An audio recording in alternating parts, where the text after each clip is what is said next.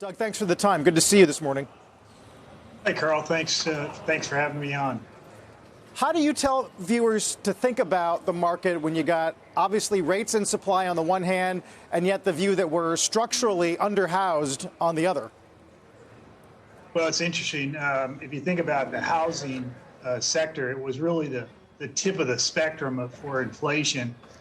You know, the pandemic has definitely made housing a preference for especially the millennial housing group, which represents about 57% of our backlog. What the pandemic then did is caused a huge supply chain issue, and it continues to this day, both costs and effects on costs and timing. And then as you go through that whole set of variables, which I've never seen so many variables in my 30 plus years affecting our economy, you had this fiscal stimulus that kind of fueled this fire, right? I mean, there's over $5 trillion floated into the economy. And now the Fed is put to a point where they want to put out this fire, and they're going to raise rates. And that doesn't even take into account what's going on in Ukraine. So all these variables have had a significant impact in housing. Hard costs have increased well over 20-30%, just the building costs. And that doesn't include all the timing-related costs, land development. But at the same time, house prices have increased too, right? I mean, over the last couple of years, there's been quite a bit of discussion about that. So as home builders, we've been able to combat those cost increases with higher pricing. But I think Sarah made a good point. As rates go up, rates affect the purchasing power for the consumer.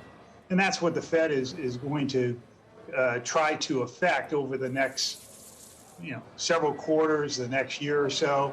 Sure.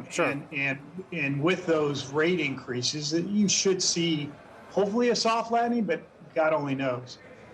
Right.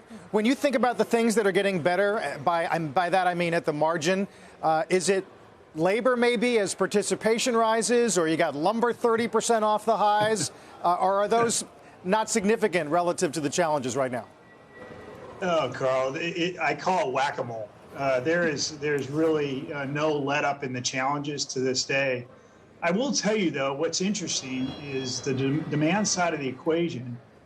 Mortgage rates for a conforming mortgage has increased over 200 basis points year over year, and we still see good demand in all 10 states that we build in.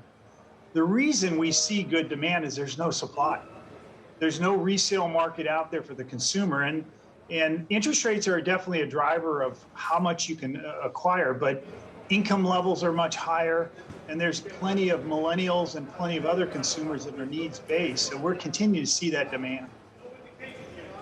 How high do you think mortgage rates have to get before that demand cracks? It's a constant debate internally, Sarah. I wish I could tell you. I mean, back in 2018, it was 5.5%. I remember going back to a meeting with the Fed chair, and mortgage rates are in that spectrum. And right now, the conforming mortgage rate's at 5.25%. The big difference between 2018 and now, a couple of them. One is there's no supply, and income levels have definitely increased quite a bit. So, I don't know. I wish I could tell you. I would have thought I'd see some more softening right now. We haven't seen that yet. But listen, we're not going to put our head in the sand. There's going to be a soft spot in this business. Whether the Fed can bring it in for a soft landing or hard landing, God only knows. But one of the important points that I will make is housing is in really good shape long term. And the reason it's in good shape is you can't change demographics. The millennials that are out there looking to buy a home on a needs-based basis are very deep. And as new home builders, we can easily readapt to product sizes and pricing and so forth, much easier than the resale market. And in the resale market, if you're in a mortgage right now at 3%, 3.25%, sub 3%, unless you need to move, you're not going to move, right? And that's our biggest competitor is the resale market. So if you look at housing on a macro basis over the next 5 to 10 years, I think it's going to be very good.